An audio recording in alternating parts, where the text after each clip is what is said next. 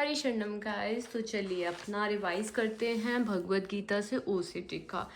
हमने सबसे पहले अपने हरि ने हमें आज्ञा जो दी वो क्या दी, हरि ने हमें समझाया। पहले तो जैसे युद्ध होना निश्चित था वैसे ही ओसीडी में थॉट्स आना निश्चित है। फिर हमने हरि की शरण ली और हरि ने हमें बोला कि आपको थॉट्स को अविचल भाव से सहन करना है।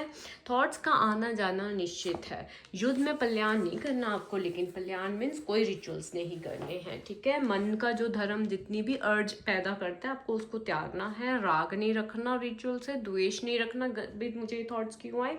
सांख्य और ज्ञान, सांख्य ज्ञान मीन्स कि हाँ मैं माइंड नहीं हूँ, ज्ञान लेकिन आपको एक्चुअल में कर्म ज्ञान योग क्या कि आपको रिचुअल्स नहीं करने, वो आपका ज्ञान होगा। एक्चुअल में आपको हरि को तुष्ट करना है, खुद को तुष्ट नहीं करना। स्वामित्व नहीं रखना कि मुझे ये थॉट्स क्यों आ रहे हैं। दमन करने के लिए बोला गया किसका, रिचुअल्स का। वध करने के लिए बोला गया किसका, थॉट्स का या रिचुअल्स का, रिचुअल्स का। शास्त्रों के नियमों का पालन करने के लिए बोला गया, अन्य किसी के मार्ग को नहीं बोला फॉलो करने के लिए। कौन है हमारे लिए अन्य, ओसीडी माइंड। किस चीज की अनुमति दी गई हमें, गंदे थॉट्स की आसक्ति अनुमति क्यों, क्योंकि ये अपने आप आ रहे हैं। ठीक है, उसके बाद हमें बोला गया कि स्पिरिचुअल ब्रेवरी दिखाइए। ठीक है, और हमें ये समझाया गया कि आत्मा मन और इंद्रियां बुद्धि से बढ़कर है, इसलिए हमने अपने आत्मा को देखना है। और आत्मा क्या है, साक्षी रूप है। फिर हमने बहुत ही डिटेल में कर्म और अकर्म को सोचा। कर्म मीन्स जिस कर्म में फल की इच्छा है, जैसे मैं ये रिचुअल कर लूँ तो मैं रिलैक्स हो जाऊंगा, राइट, वो कर्म को अकर्म बनाना है आपको, उस कर्म को नहीं करना। कर्म में अकर्म देखना और अकर्म में कर्म देखने को ही बुद्धिमान बताया गया है, जिसमें कोई रिचुअल नहीं है। काम भाव से आपको भावना हो रही है, जैसे मुझे अपने घर का खाना बनाना है, निष्काम भाव, ड्यूटीज करनी है, दैट्स इट, तो वो कार्य आपको करना है। फिर हमने समझा कल कि पूर्ण ज्ञानी कौन होता है। पूर्ण ज्ञानी वो होता है जो अपनी इंद्रियों को सेटिस्फाइड नहीं करता रिचुअल्स कर करके, वो हरि को। और हरि को कैसे सेटिस्फाइड करेंगे, जब हम भगवत गीता का ज्ञान फॉलो करेंगे। और हमने ये समझा कि रिचुअल्स ना करके अपनी ड्यूटीज में ही करना है। सकाम कर्म हमें कोई भी नहीं करना, निष्काम भाव से कर्म करना। और निष्काम काम कौन से होते हैं, वो जिसमें कोई भी फल की आसक्ति नहीं होती है हमारी।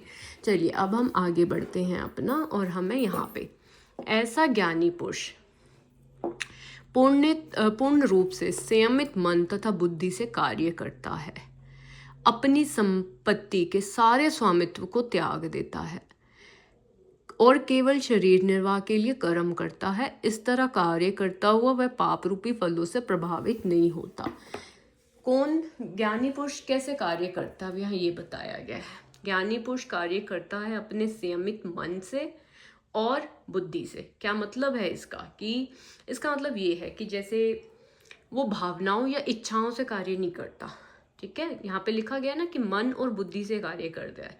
स्वामित्व भी त्याग देता, मेरा मेरा नहीं करता। शरीर के कर्तव्य के लिए कार्य करता है, इसलिए कर्म के पाप पुण्य से नहीं बनता, क्योंकि फल की इच्छा नहीं है। अब देखिए ओसीडी में क्या होता है, इंट्रूसिव थॉट्स आते हैं, मन कहता है मेरा विचार है, मैं बुरा हूँ, मुझे इसे ठीक करना है, फिर कंपल्शन शुरू हो जाता है, राइट। तो क्या बोला गया, स्वामित्व त्यागो। स्वामित्व मीन्स विचारों को आपको अपना नहीं मानना कि आप ला रहे हो, आप नहीं हो उनके स्वामित्व। ठीक है, वो तो मन में आया एक विचार है, वो आप नहीं है, तो यही स्वामित्व त्याग है। केवल शरीर निर्वाह के लिए काम, लेकिन आपको काम फिर से बोला गया करना है, ज़रूरी काम, खाना बनाना, ऑफिस जाना, जो भी आपकी ड्यूटीज़ हैं, बच्चे का ध्यान रखना, अपनी फैमिली, राइट। लेकिन आपको माइंड के कहने पे अन्य का नहीं मानना। शरीर निर्वाह के लिए कार्य करने हैं, लेकिन अन्य का कहने पर आपको एक्स्ट्रा रिचुअल्स नहीं करने हैं। ठीक है, आपको अपने बुद्धि को समझा कर उसको सही मार्ग पे लाना है। पाप रूपी फलों से वो प्रभावित नहीं होता। जैसे ओसीडी में डर होता है ना कि मैंने ऐसा सोचा तो पाप हो गया, रिचुअल नहीं किया तो बुरा होगा। नहीं, गीता का सिद्धांत है विचार से कोई पाप नहीं लगता। कर्म का फल अब हमें पता चल गया ना कब बनता है, जब आसक्ति से करते हैं, कि ऐसे रिचुअल्स करने से एक तरह से।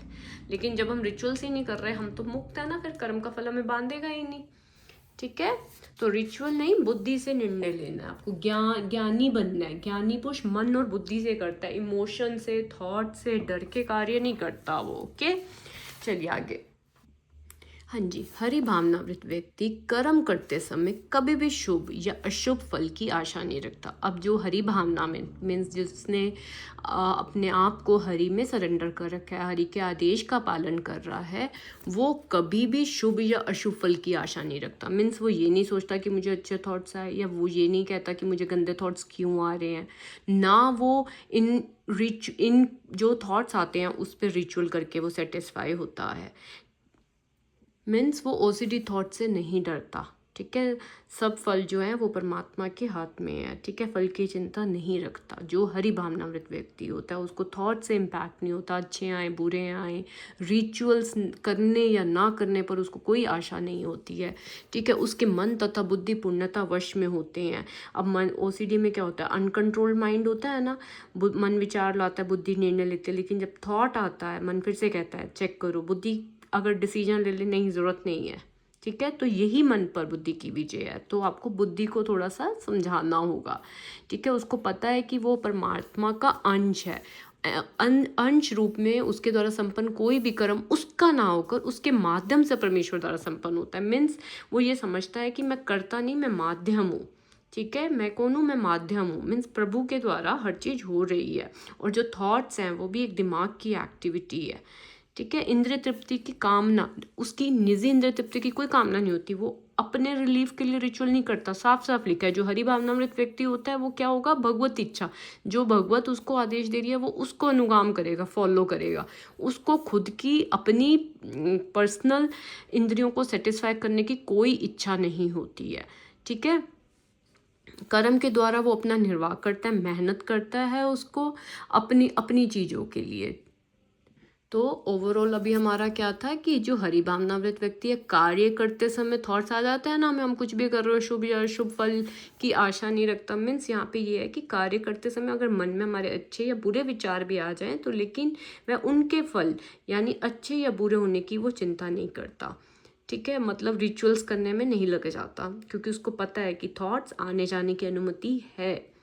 ठीक है, ठीक है, मीन्स हमें थॉट्स का फल वैसे भी नहीं मिलता। तो यहाँ लिखा है ना, शुभ या अशुभ फल की आशा नहीं रखता। तो अभी तो हमें थॉट्स आते हैं, तो वो अच्छे थॉट्स या बुरे थॉट्स का यानी अच्छा विचार या बुरा विचार अगर मन में आता है तब आप उसके फल यानी परिणाम या उससे जो हमेशा हमें डर लगता है वो नहीं होता हमें।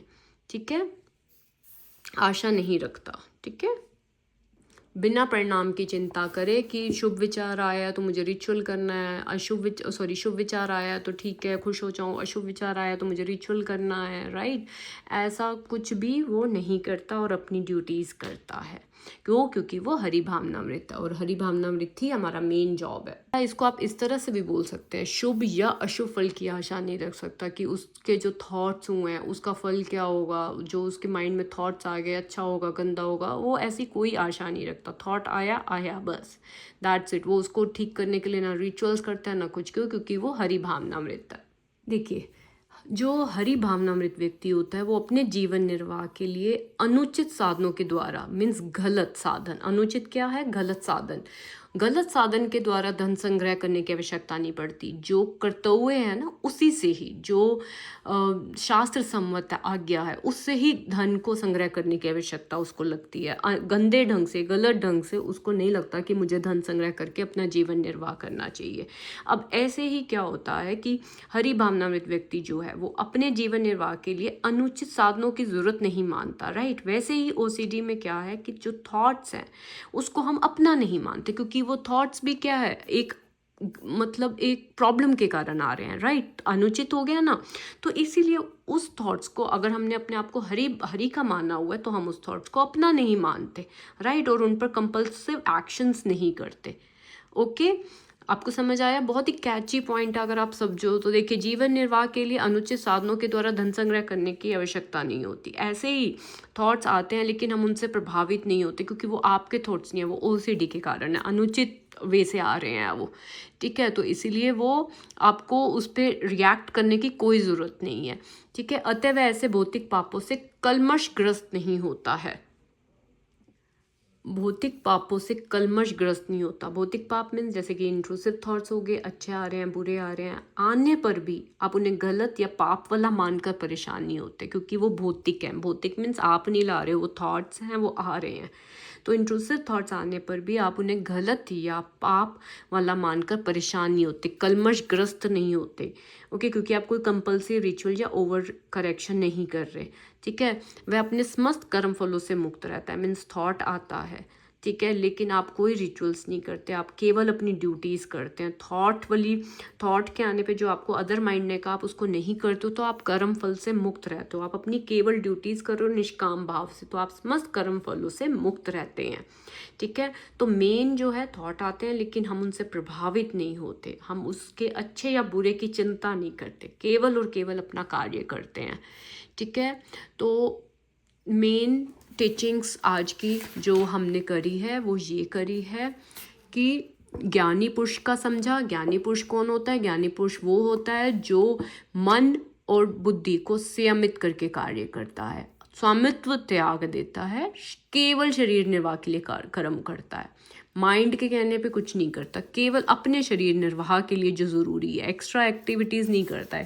ओसीडी तो एक एक्स्ट्रा एक्टिविटीज़ है, शरीर निर्वाह के लिए नहीं चाहिए वो आपको। ठीक है, वो पाप रूपी फलों से प्रभावित नहीं होता। उसके बाद हमने किया कि जो हरि भावनामृत व्यक्ति होता है वो अपने थॉट से अच्छे या बुरे फल की आशा नहीं रखता कि मैंने गंदा सोचा तो अच्छा होगा या बुरा होगा। नहीं, वो कोई रिचुअल्स नहीं करता वो सब, क्योंकि वो हरि भावनामृत है। ठीक है, उसको पता है कि वो परमात्मा का अंश है। ठीक है, और अपनी इंद्रिय तृप्ति को वो सेटिस्फाइड नहीं करता, और क्या करते हैं, जीवन निर्वाह के लिए अनुचित साधनों का धन संग्रह करने की आवश्यकता नहीं रहती। ऐसे ही अगर अनुचित वे से थॉट्स आ रहे हैं, क्योंकि ओसीडी एक माइंड का लूच है, वो अनुचित वे से आ रहे हैं, वो उसे अपना नहीं मानता, उस पर संग्रह को, उस पर थॉट करने की, रिचुअल करने की उसको कोई आवश्यकता नहीं रहती है। ओके, तो बाकी हम कल पढ़ेंगे। आशा करती हूँ आप इस भगवत ज्ञान को फॉलो करके अपने माइंड को बहुत क्लैरिटी दे रहे हैं। ठीक है, इसके साथ आप कुछ एक्सरसाइजेस भी कीजिए, साथ साथ अपने विटामिन्स का ध्यान रखिए, और एक रिचुअल ब्रेक आप एवरी डे कर ही रहे होंगे। मॉर्निंग और इवनिंग आप बड़ी टाइम बनाइए और अपने आप को हरि के सरेंडर कर दीजिए। कोई भी अगर आप रिचुअल करने जा रहे हैं तो आप बस अपने आप से एक क्वेश्चन कीजिए कि अभी तक हमने भगवत गीता के ज्ञान से उसका क्या आंसर पाया है। ओके, और वो अप्लाई कीजिए, होने दीजिए एंग्जाइटी थोड़े दिन। ओके, हरि शरणम।